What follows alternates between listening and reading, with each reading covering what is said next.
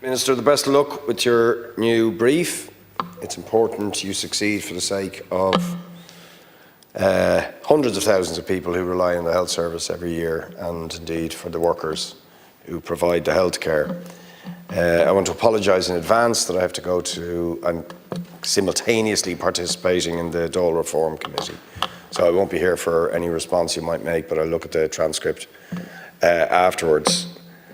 In the short time available to me, I just want to say this. I believe in cradle-to-the-grave healthcare. I believe the state has an obligation to provide that.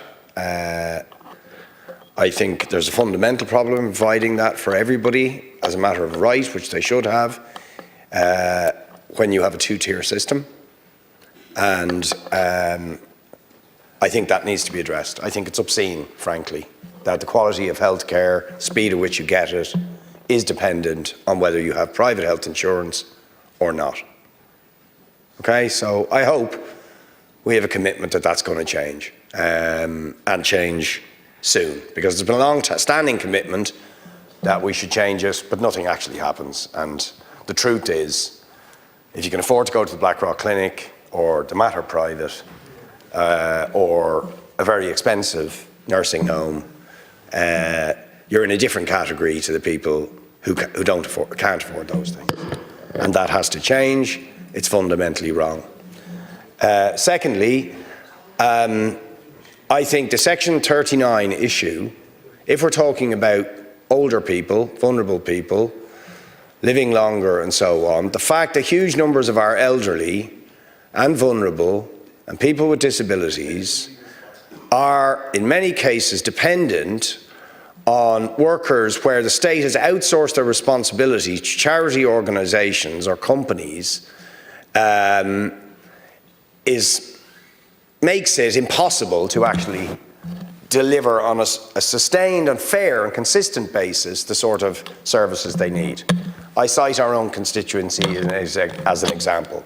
Deliri Home Care Services announced recently that they were ceasing to function.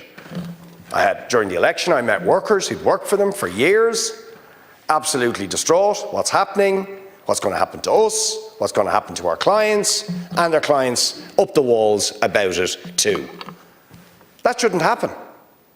There's no way the services or the employment of the workers who work in their services should be dependent on whether a charity or company decides it can trade or not. That's absolutely crazy.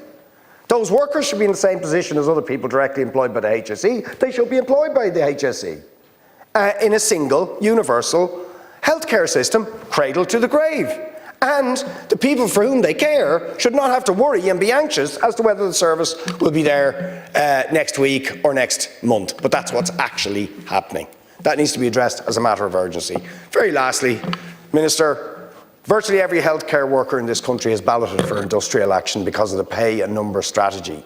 The first people to raise that with me were workers in St Michael's Hospital in our constituency. And then people from Loughlinstown contacted me, and then people from multiple other hospitals, all saying the same thing. They can't recruit, replace, cover the work that needs to be done because of pay and numbers. It has to be scrapped. Okay, Gurmila Malga to Disha